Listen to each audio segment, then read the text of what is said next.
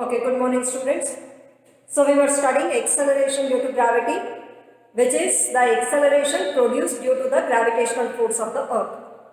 Okay, now here two factors which affect the acceleration due to gravity we have already studied. The first two factors are altitude, that is the height above the surface of the earth. With the increase in height above the surface of the earth, the acceleration due to gravity decreases. The second factor which we have studied is depth. With the increase in depth also, the acceleration due to gravity decreases. So with the height it decreases, with the depth also it decreases. So it means it is maximum on the surface of the earth. Now on the surface of the earth also it's not the same everywhere. Okay, we know that the earth is not completely spherical in shape. It is slightly flattened at poles. Okay, so write down shape of the earth. Write down the earth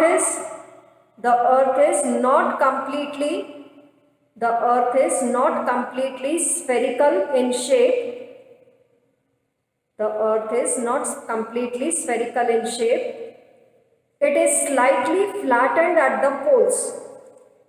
It is slightly flattened at the poles. So the polar radius is less than equatorial radius. So the polar radius is less than equatorial radius. Okay, now let's see. The earth is not completely spherical in shape. It is slightly flattened at the poles.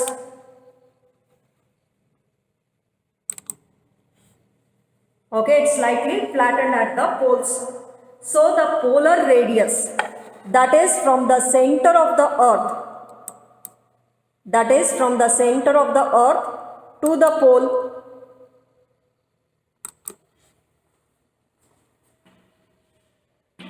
this we call it as the polar radius, and from the center of the earth to the equator we call it as equatorial radius.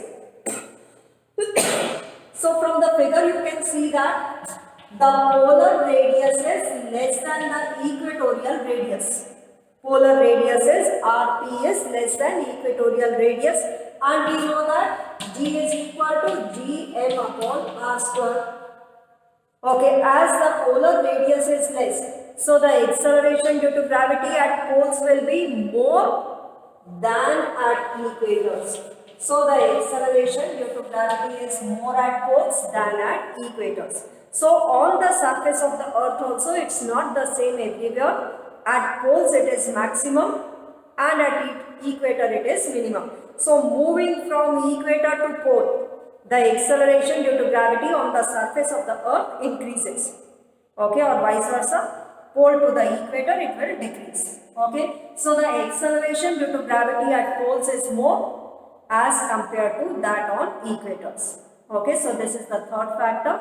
The shape of the earth also affects the acceleration due to gravity.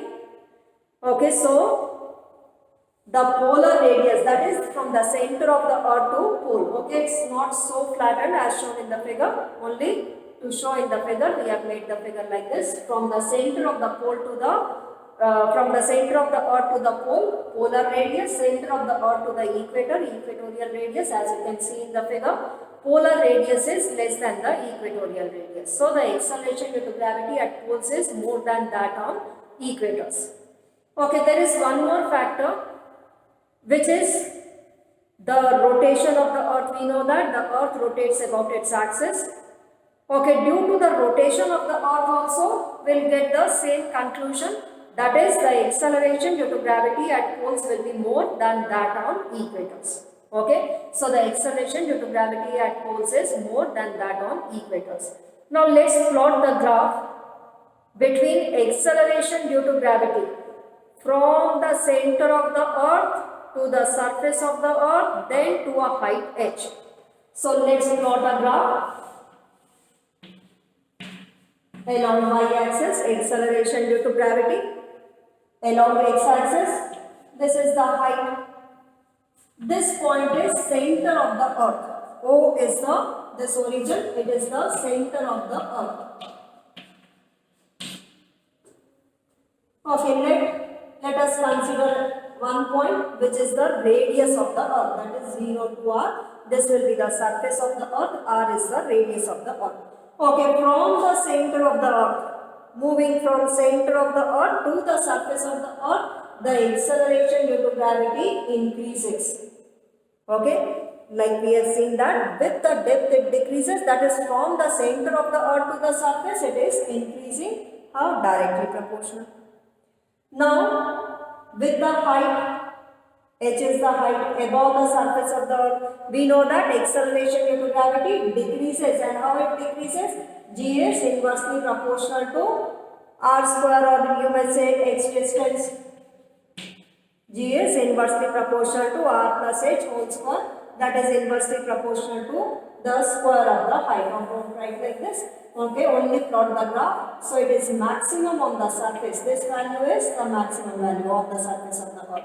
And with the increase in height, again the acceleration due to gravity decreases inversely proportional to r plus h whole square. That is, with the height it is decreasing. Okay, so this is the graph between the acceleration due to gravity with the distance from the center of the earth we reach to the surface, then above the surface of the earth. Okay, this will be the graph. Okay, next we'll study few definitions. The first one is gravitational field. Gravitational field. Okay, field means some region of space near a point mass, around a point mass, or around any material object in which its gravitational force can be experienced. So this region of space around a point mass or around any material object, we call it as the gravitational field. So write down gravitational field. Gravitational field. Write down. It is the region of space. It is the region of space around a material object. Around a material object in which its gravitational force can be experienced. In which its gravitational force can be experienced. Okay, so this region of space around any material object, we call it as the gravitational field. Like we have cricket field. Okay, players play only in that particular field. The same way, that is also some region of space in which the cricket is played. The same way, gravitational field, there is some field, okay, around a material object in which its gravitational force can be experienced. That field we call it as the gravitational field. Next, write down intensity of gravitational field. Intensity of gravitational field. Okay, it is defined as, first write the heading, intensity of gravitational field. Intensity of gravitational field. Okay, first write down. Defined as gravitational force per unit mass. Defined as gravitational force per unit mass.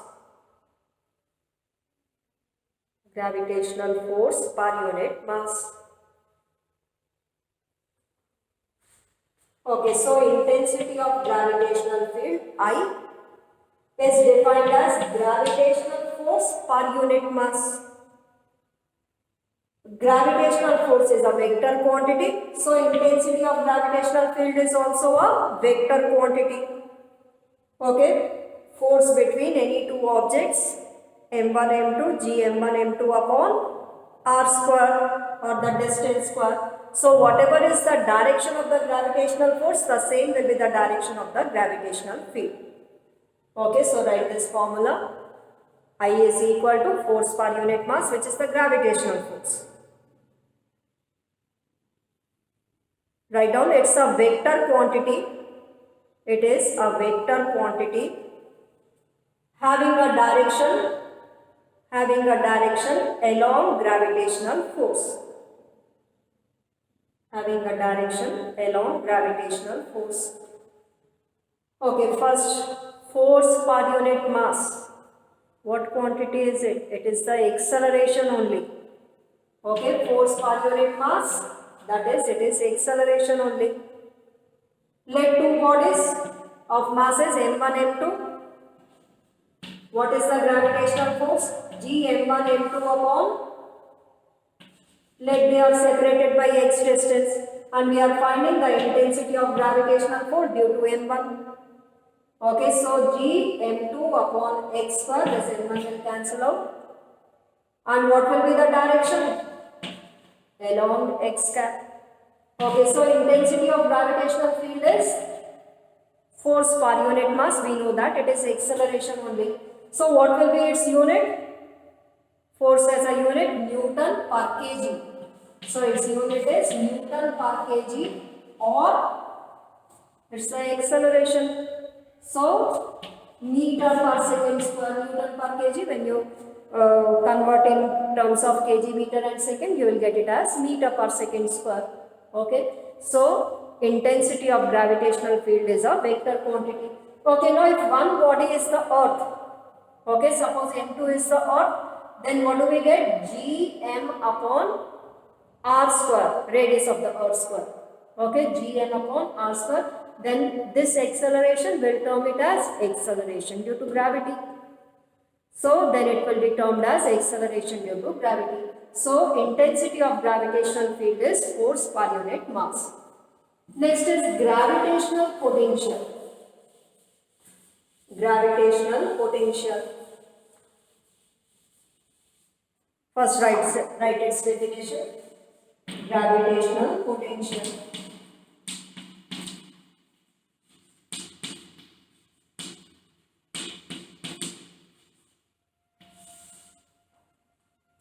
Write the heading, gravitational potential. Write down, it is the amount of work done. It is the amount of work done in bringing a unit mass. Unit mass means its magnitude is unit. In bringing a unit mass from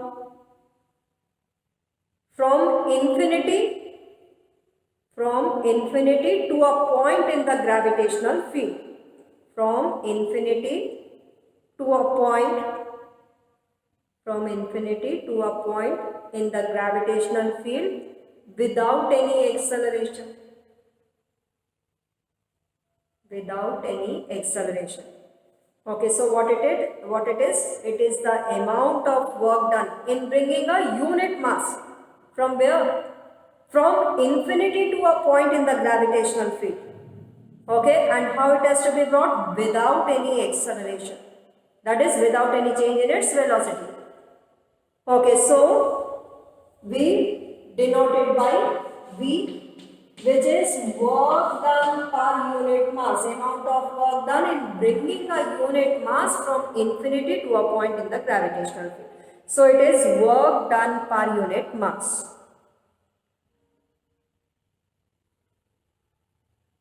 Okay, write this formula, V is equal to W upon M. Okay, now which type of quantity it is? Scalar quantity. Work is a scalar, mass is a scalar, so it is a scalar quantity.